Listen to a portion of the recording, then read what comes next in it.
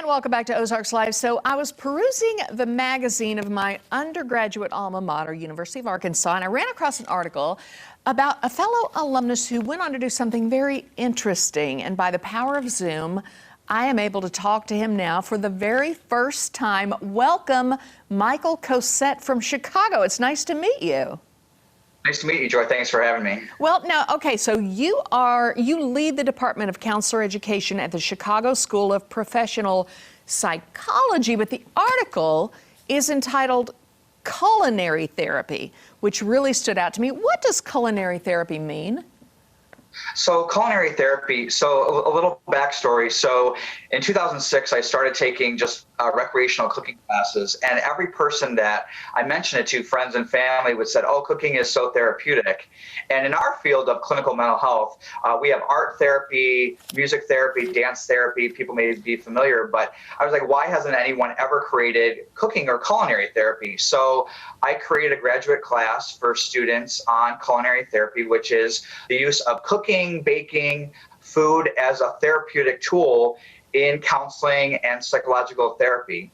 So for people who love to bake and cook, especially during COVID and a pandemic, we see that cooking and baking can be an incredible therapeutic tool to help reduce depression, anxiety, and stress. So culinary therapy is really about people's relationships with food. Just as we have relationships with each other, family, friends, partners, we also have a relationship with food. And sometimes it's strained, sometimes it's divorced, sometimes it's very close-knit.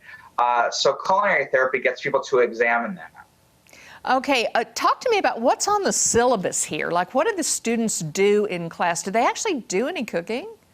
Yes, we actually have a cooking lab. So the first time I taught this course was when I was a professor in Boston at Bridgewater State University in Massachusetts, and I taught the course twice there. And so all day Saturday, we actually have a full day cooking lab where students get to choose a recipe.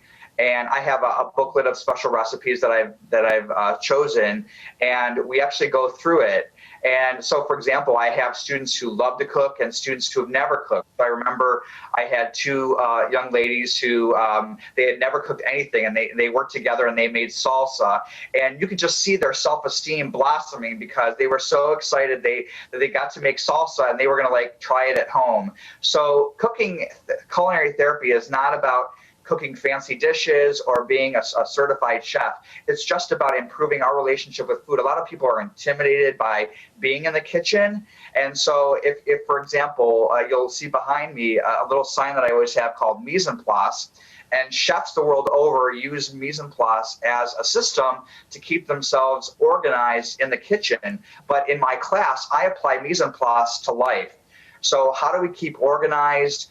Using little dishes like this that you can get at a store to put our spices in. Because what we find is, like, if people get stressed out in the kitchen, it's because they're running around like a chicken with their head cut off. Like, where did I keep that? Or do I have enough butter? Or do I have enough of this ingredient?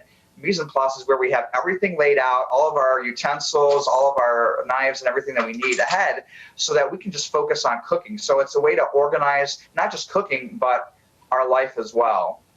Wow, I need more mise en place in my life, in every little bit of my life. And, you know, even people who haven't cooked, everybody has to eat. And you know that everybody on the planet has that comfort food that they go to that makes them feel better. So I can completely see how this relates. But this is one of the first classes of its kind in the country that you're aware of. It is. I don't believe that anybody has created a graduate class in culinary therapy. And one of the things I get people from all over the country and all over the world who message me about it. So my hope is to expand and offer the class here in Chicago and other places as well.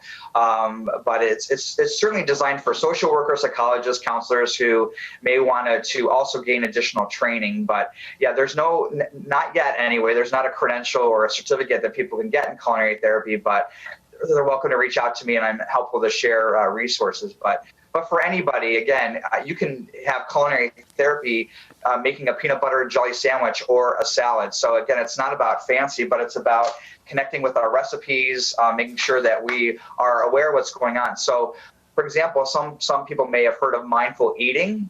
But I talk about mindful cooking in my class, and that's where we're aware of, holding our utensils and aware of if we're peeling a potato, like, the motion of taking the peeling off the potato, just being aware of everything, and even including, mindfully cleaning up afterward. So mindful cooking is about not having a mess where the dishes are piling up. So as we're cooking, if something is baking in the oven, we can start cleaning up a little bit, and it helps us keep us centered, kind of incorporating mindfulness into every aspect of cooking and our lives. So, we can cheat and use the dishwasher, but we can use washing the dishes as a meditation to kind of help keep us centered. Oh my goodness, great advice there for sure.